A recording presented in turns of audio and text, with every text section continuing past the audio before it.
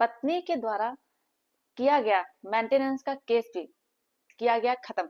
जी हाँ, आज हम एक ऐसे जजमेंट की बात करने वाले हैं जो कि ऑनरेबल इलाहाबाद हाई कोर्ट का है, जिसमें पत्नी के द्वारा जो मेंटेनेंस की डिमांड की जाती है, जो एंट्री मेंटेनेंस डिमांड की जाती है, उसे पूरी तरह से खत्म कर दिया जाता है।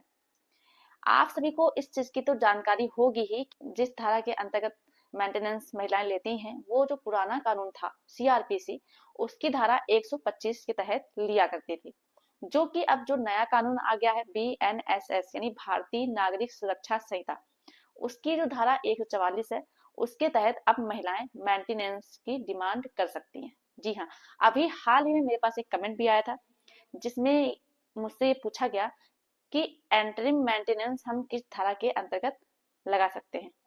तो आपको हम बता दें, जो बीएनएसएस है उसकी धारा 144 है, उसके तहत आप मेंटेनेंस की डिमांड कर सकते हैं, साथ में एंटरिम मेंटेनेंस की एप्लीकेशन भी दे सकते हैं। ज्यादातर केसेस में ये होता है कि पत्नी जब मेंटेनेंस का केस करती है तो पत्नी के पक्ष में ही निर्णय आता है और पत्नी के पक्ष में पति को मेंटेनेंस देने के लिए बोला जाता है।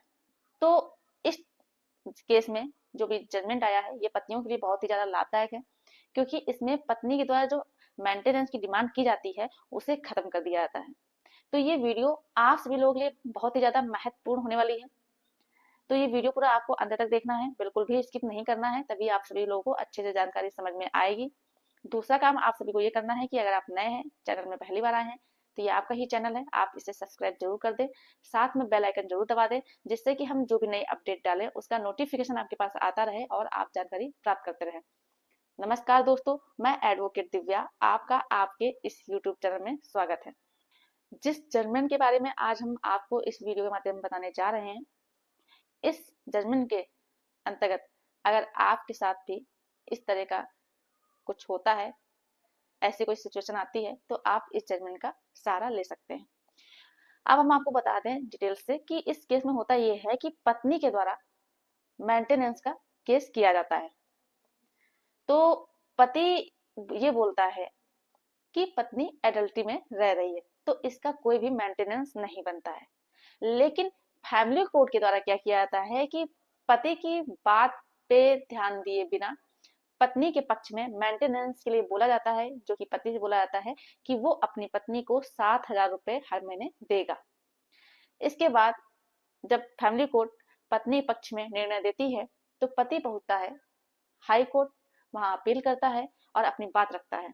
वो ये कहता है कि मेरी पत्नी शादीशुदा है, शादीशुदा होने के बाद वो एडल्ट्री में रह रही है, और जब वो एडल्ट्री में रह रही है तो पत्नी को कोई भी भरण पोषण नहीं मिलना चाहिए, ना ही मेंटेनेंस के लिए और ना ही एंटरिम मेंटेनेंस के लिए। जो कि पत्नी एडल्ट्री में रह रही है, इस चीज को साबित करने के लिए, जो कि मैंने फैमिली कोर्ट में बताया था। लेकिन फैमिली कोर्ट ने मेंटेनेंस की तो बात सुनी, लेकिन एडल्ट्री के संबंध में कोई भी विचार नहीं किया, ना ही कोई जांच कराई। तो ऑनरेबल हाई कोर्ट देखती है, सारी चीजों को समझती है, फिर वो जो फैमिली कोर्ट के द्वारा ऑर्डर दिया गया था मेंटेनेंस का, उस पर स्टे लगवा दिया जाता है।